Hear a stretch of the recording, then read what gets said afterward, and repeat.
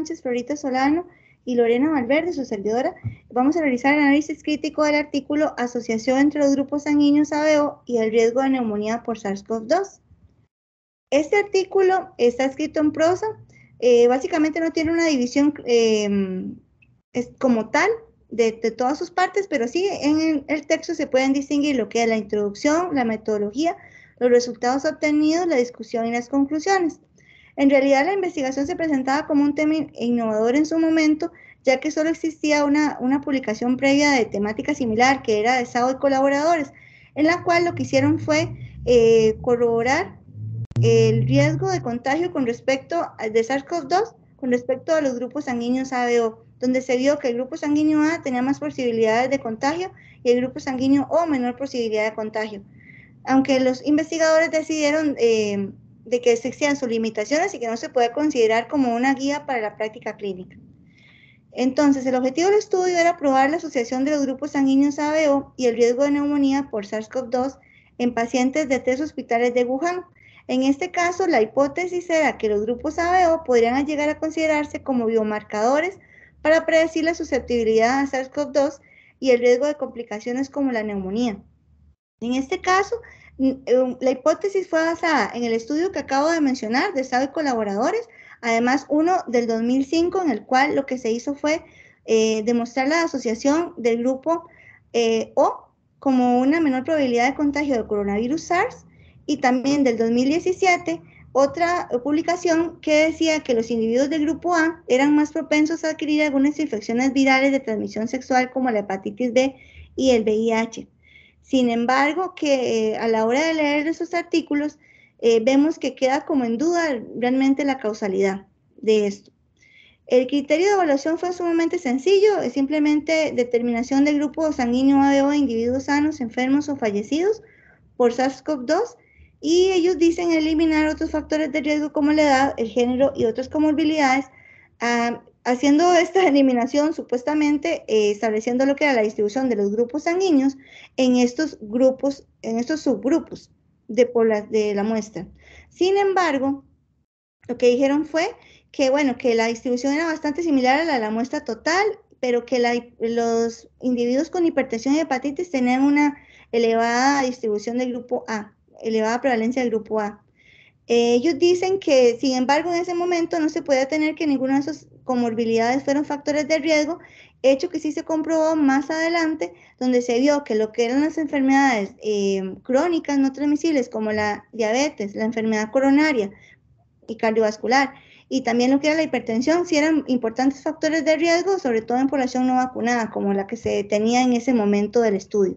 Con respecto al alcance, por lo tanto, entonces se puede decir que se considera que es un alcance bajo, ya que la teoría y las conclusiones son cuestionables y además cualquier guía que se pueda establecer para la práctica clínica puede resultar poco fiable. Con respecto al tipo de estudio, fue un estudio de cohorte retrospectivo donde se utilizaron datos de pacientes diagnosticados con SARS-CoV-2 entre el 1 de febrero y 25 de marzo del 2020. Se identificaron sus grupos sanguíneos. En la muestra, entonces, existen varias comorbilidades, ¿verdad?, que sí pueden estar implicadas en el avance de la enfermedad, las que fueron dejadas de lado. Pensamos que la metodología es un poco escueta y que no se puede responder adecuadamente al objetivo planteado con el estudio realizado. Con respecto a la población fuente, se trabajó con 3.694 controles sanos y 2.153 pacientes enfermos de los 3 hospitales de Wuhan.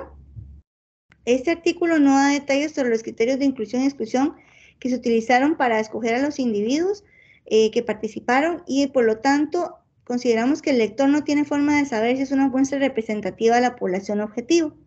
Con respecto a la confusión en sesgo, se puede decir que como el estudio se llevó a cabo en una zona geográfica donde había un predominio de personas del grupo A, hay una mayor probabilidad de que los pacientes enfermos sean de este grupo sanguíneo. Por lo tanto, no sabemos si pueda repetirse el estudio en otra zona geográfica de distribución de grupos diferentes. Además, no se logra eliminar la influencia de otros factores como comorbilidades, y esto puede ser también un sesgo de confusión. Y además, como el estudio no da detalles de los criterios de inclusión y exclusión, puede ser que la muestra no sea representativa. Ok, con respecto al tamaño de la muestra, cabe la posibilidad de que no sea, como se mencionó anteriormente, representativa del total de la población de Wuhan. El análisis estadístico que se utilizó es la prueba de chi cuadrada o exacta de Fisher para comparar los distintos grupos. Y el aspecto ético, bueno, el estudio fue aprobado por el Comité del Hospital Central de Wuhan y así se eliminó la necesidad de obtener un consentimiento informado directo por parte de los pacientes. Luego, con respecto a los resultados del artículo, estos fueron presentados en dos cuadros y distribuidos de acuerdo a los grupos sanguíneos de los pacientes. Como primer el resultado, se obtuvo que el grupo sanguíneo predominante de los pacientes infectados era el A. Como segundo punto, se obtuvo que la proporción de pacientes del grupo A de enfermos versus control era de 39.3% versus 32.2%. Y del grupo O, la proporción fue contraria, de enfermos versus control. ¿Qué quiere decir esto? Que en el grupo A hubieron más enfermos que del control y con el grupo O fue todo lo contrario. Hubieron menos enfermos que del control. Luego, con respecto a la edad, el género y las enfermedades crónicas, como la hipertensión y la hepatitis, en el grupo sanguíneo A era mayor que el control. Esto es importante también mencionarlo porque ya estos pacientes que se enfermaron ya tenían estas comorbilidades y como lo mencionó la compañera Lorena anteriormente, fueron dejadas de lado. No había mucha literatura con respecto a la relación de estas con el COVID, lo que hoy actualmente sabemos que representan más riesgo para los pacientes, pero en ese momento fueron dejadas de lado. Como cuarto punto, se integraron los resultados, todos los datos de los tres hospitales y ocurrió lo mismo, que había más enfermos del grupo A con respecto al control de sanos y habían menos enfermos de O con respecto al control de sanos.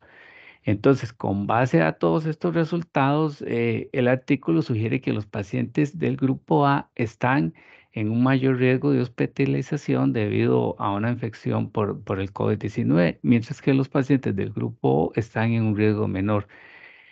También el artículo sugiere la utilización de los grupos ABO como biomarcador para predecir el riesgo de infecciones por SARS-CoV-2.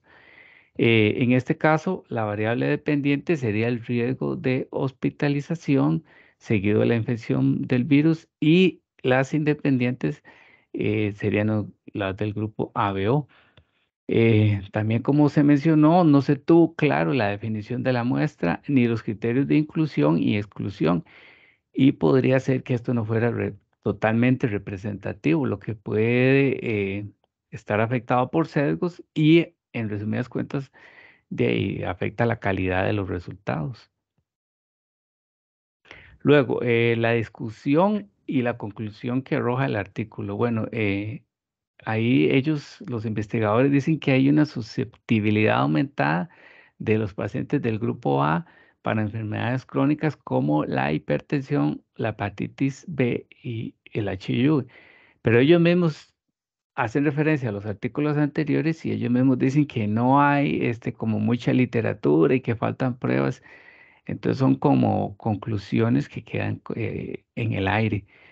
También hacen una declaración un poco riesgosa o dudosa porque ellos dicen que el estudio sí pudo demostrar que los pacientes del grupo sanguíneo A estaban en mayor riesgo de hospitalización después de la infección por el virus, mientras que los pacientes del grupo sanguíneo O tenían menos riesgo. Y esto es de cuidado porque fue presentado en una revista de investigación, es un artículo de salud y muchas personas lo leen y pueden tomarlo a la ligera, personas de grupo sanguíneo O y no cuidarse y más bien eso puede ser posibilidad de aumentar los contagios.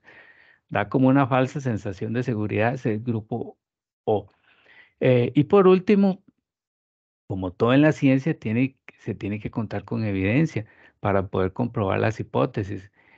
Primero se deben de también conocer los mecanismos moleculares de todas estas suposiciones y darle un sustento más fuerte a la hipótesis y con una mayor cantidad de hallazgos científicos, cosa que aquí no se presentaron.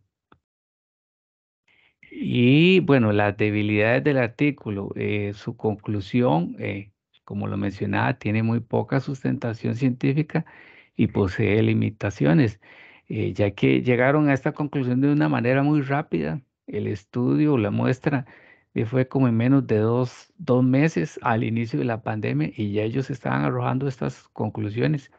Y para este tipo de resultados se debe de hacer estudios más robustos, realizados con periodos más largos para que den un mejor sostén, cosa que con el tiempo ya se ha demostrado que muchas de las cosas que se plantearon ahí no estaban así como bien sustentadas.